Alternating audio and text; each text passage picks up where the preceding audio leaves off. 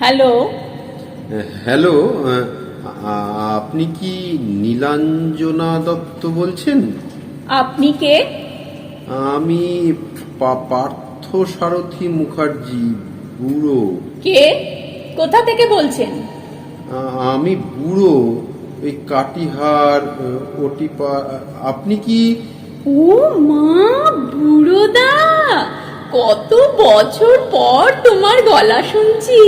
কি অবাক কাণ্ড, কত খোঁজ করেছি তোমার। কেমন আছো গো? কোথায় আছো? কি করছো? আরে দাঁড়া দাঁড়া, আমি তো তোর গম্ভীর গলা শুনে ঘাবড়েই গিয়েছিলাম। আগে একটু সামলে নি, একসঙ্গে এতগুলো প্রশ্নের উত্তর কেমন করে? তুমি আমার ফোন নাম্বার কোথা থেকে পেলে? আচ্ছা, তার আগে বলো তো, কত বছর পর তোমার সঙ্গে? সেই 90-এর পুজোতে তুমি কলকাতা থেকে গিয়েছিলে। তখন সদ্য চাকরি পেয়েছো, আমি তখন ফাইনাল ইয়ার। সবাইকে আর্য হোটেলে খাইয়েছিলে। আরে বাবা, তুই কথা বলে যাবি নাকি আমাকেও বলতে দিবি? এতগুলো প্রশ্ন করলি, এক এক করে জবাবগুলো দি। তুই সেই আগের মতোই আছিস দেখছি, খালি বকর বকর। না না, তুমিই বলো। শোনো না শোনো না, আগে বলো না, বৌদি কেমন দেখতে, তোমার ছেলে মেয়ে? আবার প্রশ্ন? এতটুকু পাল্টাসনি তুই নীলা।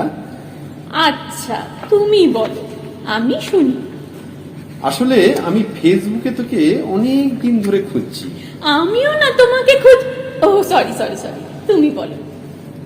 যা বলছিলাম, তোর বিয়ের পর দিল্লি চলে গেছিস সে খবরটা আমার জানা ছিল, কিন্তু বিয়ের পর তোর পদবি কি হয়েছে সেটা জানতাম না। তাই ফেসবুকে পেতে অসুবিধা হচ্ছিল। নীলাঞ্জনা নাম দেখলেই প্রোফাইল খুলে ছবি, ফ্রম কারেন্ট সিটি এইসব চেক করতাম। ফ্রম কাটিয়ার, কারেন্ট সিটি দিল্লি বা গাজিয়াবাদ দেখলেই আগ্রহ বেড়ে যেত, কিন্তু পরক্ষণে নিরাশ হতাম। মাস 6 আগে আমার এক বন্ধু নীলাঞ্জন বাগচি, তোর মনে থাকার কথা তো, স্কুল পাড়ায় থাকতো, আমাদের বাড়িতে প্রায় আসতো। হ্যাঁ হ্যাঁ, নীলুদা তো, কি হ্যান্ডসাম দেখতে ছিল। আমার বন্ধুরা আমাকে খেপাতো, নীলু প্লাস নীলা, ভালোই চলছে লীলা। আসলে ওরা তো জানতো না যে আমি তোমাকে। নীলা, তোর বয়স তো বোধহয় 50 হতে চললো, কিন্তু তোর কথা শুনে মনে হচ্ছে। যাই হোক, শোন, ওই নীলু মানে আমাকে ফেসবুক কাটিয়ার কল্যাণ সমিতির গ্রুপে অ্যাড করে এই বোধহয় মাস 6 আগে। প্রথম দিকে তেমন গুরুত্ব দিতাম না। আসলে ফেসবুকটা নানান কারণে আমার ভালো লাগে না। ওই ছুটি ছাড়ার দিনে কখনো কখনো খুলতাম। জানো বুড়োদা, আমি 1 বছরের ওপর ওই গ্রুপের মেম্বার। গত বছর মিলন মেলাতেও গিয়েছিলাম, খুব মজা হয়েছিল জানো তো। আমাদের 85 ব্যাচের অনেকের সঙ্গে দেখা হয়েছিল। 33-34 বছর পরে সকলের সঙ্গে দেখা, কি যে ভালো লাগছিল। যাবে তুমি সামনের বছর? শুনেছিলাম যে ওই 6ই জানুয়ারি হবে। আচ্ছা, তুমি বললে না তো কোথায় থাকো? কি হলো, কোনো কথা বলছো না কেন? Hello hello. আছি আছি, তোর কথা শুনছি, ভালো লাগছে। অনেক কথা মনে পড়ে যাচ্ছে। সেই জেটিএস এর দুর্গাপুজো, বিজয়া দশমী, দশমীর দিন তোর আমার জন্য আলাদা করে নাড়ু চুরি করে আনা, তোকে সাইকেল চালানো শেখানো, তোর সাইকেল থেকে পড়ে গিয়ে পায়ে ব্যথা লেগে সে কি কান্না। আরপিএফ মাঠে তোদের স্কুলের স্পোর্টসের দিন আমার ভালো না লাগলেও তোর আবদারে সব কাজ ফেলে রেখে সারা দিন দাঁড়িয়ে থাকা। একটু চোখের আড়ালে চলে গেলেই চোখের নজরে আমাকে খোঁজা। তোর বকবকানিগুলো শুনতে শুনতে এরকম আরো অনেক কথা মনে পড়ে যাচ্ছে। ও, আমার কথাগুলো বকবকানি। ঠিক আছে, আমি আর কিছু বলবো না। ঠিক সেই আগের মতোই করছিস তুই। তুই যখন অন্য কাউকে কথা না বলতে দিয়ে নিজেই অনবরত বকবক করে যেতিস, আর আমি তখন বলতাম এবার তোর বকবকানি একটু থামাবি, অমনি তুই রেগে গিয়ে দৌড় লাগাতিস। রাগ করিস না, মনে পড়লো তাই বললাম। তখন তো ছোট ছিলি, এখন তো গিন্নি বান্নি হয়েছিস, এখন তো আর রাগ দেখিয়ে ছুটে পালাবি না। নে নে তুই বল এবার। না গো বুড়োদা, তোমার কথা শুনতে শুনতে আমারও খুব ভালো লাগছে। আমি কাঁদছি জানো, মনে মনে আমি সেই সময়ে ফিরে গেছি। মার উপরে রাগ করে দৌড়ে উল্টো দিকে তোমাদের ঘরে চলে যাওয়া, তোমার উপর রাগ করে আমাদের ঘরে চলে আসা। তোমরা যখন সাহেব পাড়ায় চলে গেলে তখন তো আমি বেশ বড়, মাধ্যমিক দিয়েছি। ছাদে গিয়ে খুব কেঁদেছিলাম। সবাই আমাকে খুব খুঁজছিল, আমি নিচে নামিনি। তুমি তখন বিকম ফাইনাল দেবে, পরীক্ষার আগে কাটিহারেই ছিলে। তাছাড়া 15 দিন 1 মাস অন্তর তো চলে আসতে কলকাতা থেকে। সেদিন যাওয়ার আগে তুমি আমাকে খুঁজতে খুঁজতে ছাদে চলে এসেছিলে, কেউ জানতো না। আমাকে অনেক বুঝিয়েছিলে। যাকে ছাড়ো, মন খারাপ করো না। এখন যে আমি কাঁদছি, এ আনন্দের কান্না। তুমি যেটা বলছিলে বলো, ওই আমার খোঁজ পেলে কেমন করে সেটা বলছিলে বোধহয়। হ্যাঁ হ্যাঁ বলছি, তোর ফোন নম্বর পেলাম কেমন করে জিজ্ঞাসা করছিলি না? আমি তো তোকে মেসেঞ্জারে কল করেছি, তুই হয়তো খেয়ালই করিসনি। না গো, সত্যি খেয়াল করিনি। হঠাৎ করে কলটা পেয়ে ধরে ফেলি। এখন তুমি বললে বলে খেয়াল হলো। বলো, এবার বলো তারপর কি হলো। বাবা রিটায়ার করবার বছরখানেক আগে থেকেই চন্দননগরের বাড়ির কাজে হাত দিয়েছিলেন। তুই তো সেটা জানতিস। বাবা ঘন ঘন চন্দননগর আসতেন। ছোট কাকা বাড়ির কাজে তদারকি করতেন। আমি 90 সালের আগস্ট মাসে চাকরি পাই, আর বাবা রিটায়ার করেন ওই ডিসেম্বরে। মাস তিনেক পরেই কাটিয়ার ছেড়ে দিয়ে চলে আসেন। আমি কলকাতায় চাকরি পাওয়ার 10 মাসের মধ্যেই আমাকে মুম্বাই ট্রান্সফার করে দেয়। বাবা আমাকে ফেলে রেখে আমি একা মুম্বাই চলে যাই। প্রথম বাড়ি ফিরি মাস 6 পর বাবার অসুস্থতার খবর পেয়ে। জানিস তো, বাবা খুব স্মোক করতেন। কাটিহারেও একবার খুব অসুস্থ হয়ে হাসপাতালে ভর্তি হয়েছিলেন। সিওপিডি ধরা পড়েছিল। ডাক্তারের পরামর্শে কিছুদিন সিগারেট বন্ধ রাখেন, পরে আবার 1-2 করে শুরু করে দেন। কথা শুনতেন না। চন্দননগরে আসবার পর আবার অসুবিধে হতে থাকে, মানে শ্বাসকষ্ট বাড়তে থাকে। যাই হোক, এসে দেখি যে বাবা হাসপাতালে ভর্তি। এটাকে এন্ড স্টেজ অফ সিওপিডি বলে, ডাক্তারি নাম এমফাইসেমা। আপাত সুস্থ করে বাবাকে বাড়িতে নিয়ে এলাম। বাড়িতে অক্সিজেন, নেবুলাইজার ইত্যাদি সব ব্যবস্থা করলাম। আমার সঙ্গে বাবা আমাকে নিয়ে যেতে চাইলাম। মা রাজি ছিলেন, কিন্তু বাবা কিছুতেই রাজি হলেন না। আত্মীয় স্বজন, পাড়া প্রতিবেশীরাও অনেক বুঝিয়েছিল, কিন্তু লাভ হয়নি। তুই তো জানিস যে বাবার কেমন রাগ ছিল আর কেমন একগুঁয়ে ছিলেন। মনে আছে তো, আমাদের বিয়ের প্রপোজাল নিয়ে কাকু কাকিমা যখন বাবার সঙ্গে বলবার জন্য এলেন, বাবা কি অপমানটাই না করেছিলেন। সব মনে আছে বুড়োদা। তোরা আমাদের বাড়িতে এসেছিলি বিজয়া দশমীর পর, সেই শেষ তোদের সঙ্গে সম্পর্ক। বাবারা যখন ঘরের ভেতরে কথা বলছিলেন, আমরা তখন বারান্দায়। হঠাৎ বাবার গলার রাগি রাগি আওয়াজ শুনে আমরা ঘরে ঢুকে আসি। তোরা তিনজনই কাঁদতে কাঁদতে বাড়ি থেকে বেরিয়ে গিয়েছিলি। তোরা চলে যাওয়ার পর বাড়িতে খুব অশান্তি হয়। মা আর আমি একদিকে, বাবা আরেক দিকে। বাবার আপত্তি ছিল তোরা ব্রাহ্মণ নোস বলে। আমি পরের দিনই কলকাতা ফিরে আসি। ফেরার আগে তোদের বাড়ি গিয়ে কাকু কাকিমার কাছে ক্ষমা চাই। তুই একটা ঘরের দরজা বন্ধ করে দিয়ে বসেছিলি। আমি চলে আসবার আগে কাকিমা অনেকবার ডাকবার পর তুই দরজাটা একটু ফাঁক করে এসে দাঁড়িয়েছিলি। তোকে দেখে বুঝেছিলাম যে তুই কাঁদছিস। বাবা মা আরো মাস 6 কাছাকাছি কাটিয়ারে ছিলেন, কিন্তু আমি আর যাইনি। প্রায় বছরখানেক পর তোর একটা চিঠি পাই চন্দননগরের ঠিকানায়, যাতে তুই জানিয়েছিলি যে তোর বিয়ে ঠিক হয়েছে। বিয়ের পর গাজিয়াবাদ চলে যাবি সেটাও জানিয়েছিলি। আমি কোনো জবাব দিইনি ইচ্ছে করি। সে চিঠিটা এখনো রাখা আছে, মাঝে মাঝে খুলে দেখি। আমি অনেক কথা বললাম রে, এবার তুই বল কি হলো। আছিস তো লাইনে? হ্যাঁ আছি গো। আসলে আমি সেই 3 দশক আগে ফিরে গিয়েছিলাম তোমার কথাগুলো শুনতে শুনতে, তাই ধাতস্থ হতে সময় লাগলো। মনে পড়ে যাচ্ছে ওই ঘটনার মাস 6 আগেই আমাদের একসঙ্গে গয়া, রাজগীর, বেনারস যাওয়া। হ্যাঁ, রঞ্জন বোস কাকুরা, ঝিমলিরা, গোস্বামী কাকুরা, তোমরা আর আমরা কি আনন্দই না হয়েছিল। মনে আছে বুড়োদা বেনারসে সেই বাড়িটার কথা, যে বাড়িটায় আমরা ছিলাম? কাকুর জানাশোনা কার যেন বাড়িটা, 3 তলা, পুরো বাড়িটা আমাদেরকে থাকতে দিয়েছিল, একদম দশাশ্বমেধ ঘাটের কাছে। একটা কথা বলতে খুব লজ্জা করছে, কিন্তু না বলে পারছি না।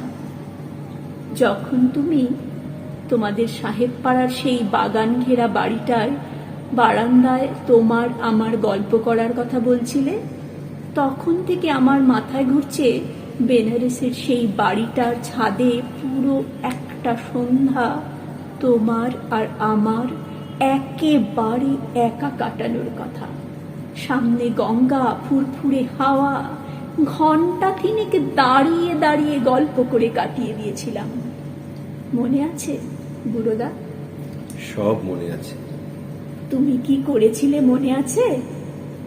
তারপরে আমার কান্নার কথা, আমার কান্না দেখে তুমি কেমন অপ্রস্তুত হয়ে গিয়েছিলে, কান্না থামানোর জন্য কি না করেছিলে, খালি পায়ে ধরতে বাকি রেখেছিলে, কত বোঝানোর চেষ্টা করেছিলে যে এইটুকুতে কোনো ক্ষতি হয় না, আমরা তো একে অপরকে ভালোবাসি। কি সুন্দর সম্পর্ক ছিল আমাদের দুটো পরিবারের মধ্যে। কাকিমা আমাকে কত ভালোবাসতেন। বাদ দাও ওসব কথা, আমাদের কপালে ছিল না, হয়নি। এখন বলো তো দেখি, আমার খোঁজ কেমন করে পেলে? কিছুতেই তো সেটা শোনা হচ্ছে না। হ্যাঁ বলি, আগেই তো বলেছি যে আমি ফেসবুকে কম আসি, এলেও কোনো লাইক কমেন্ট করি না।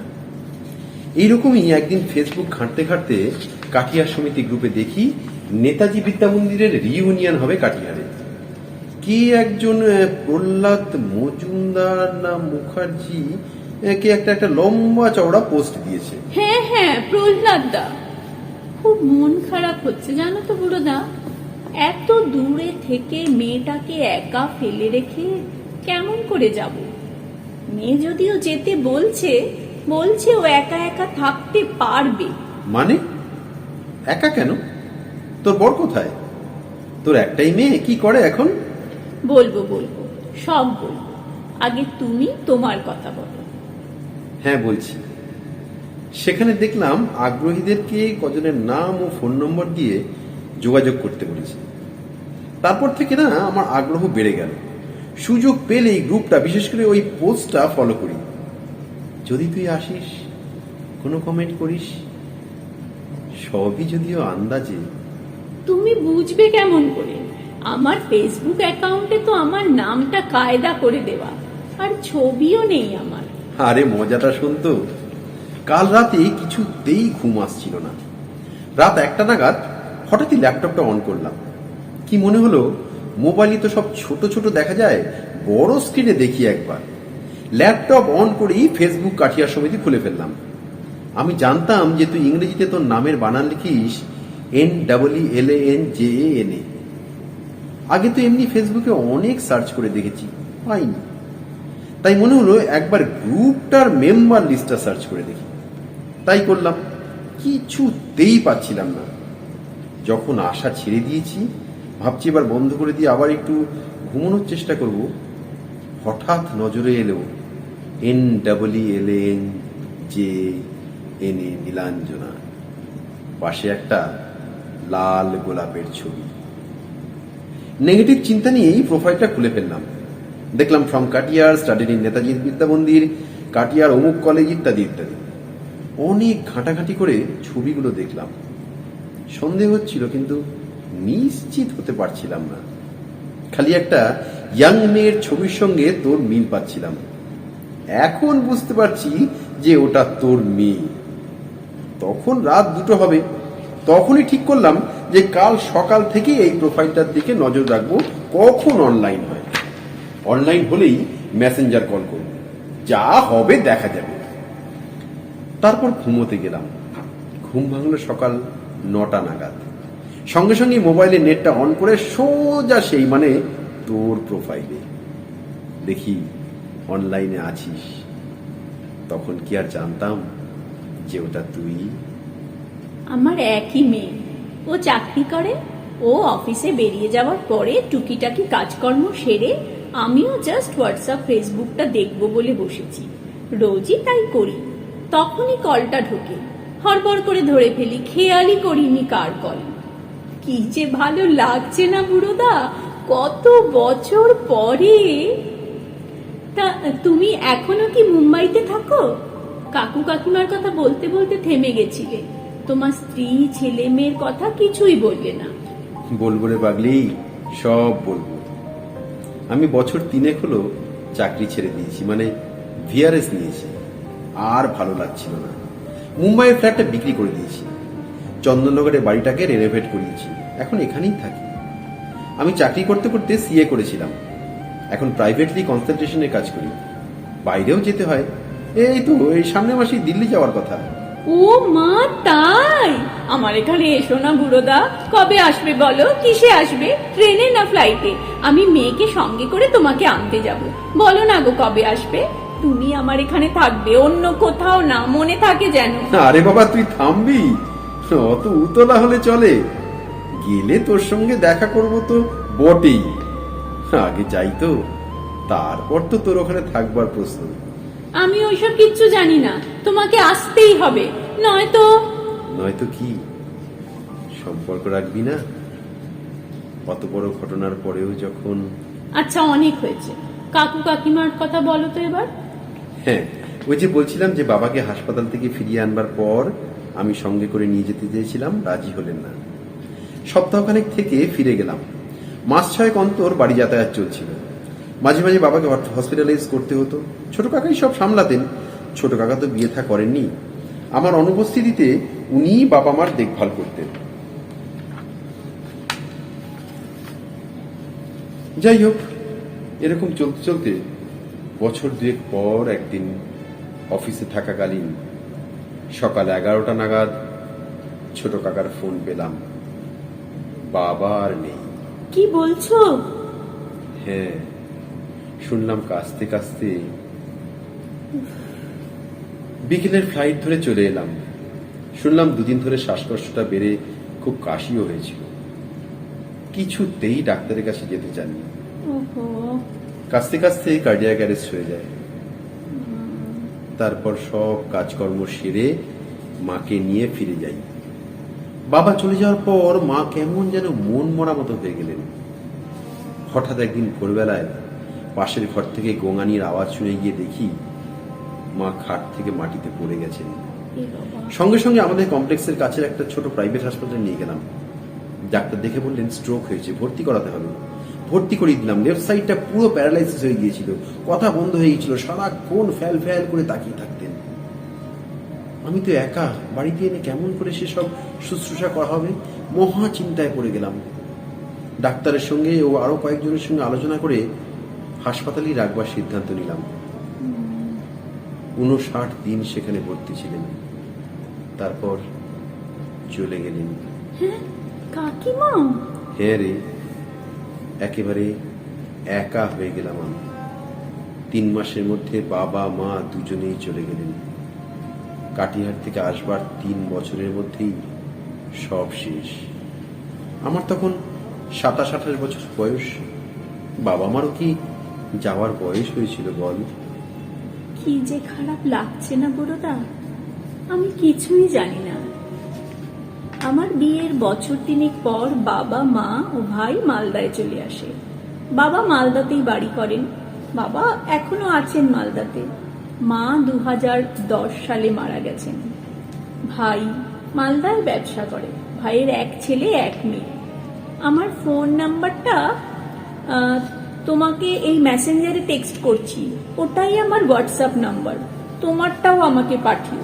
আমরা রোজ একবার করে গল্প করব।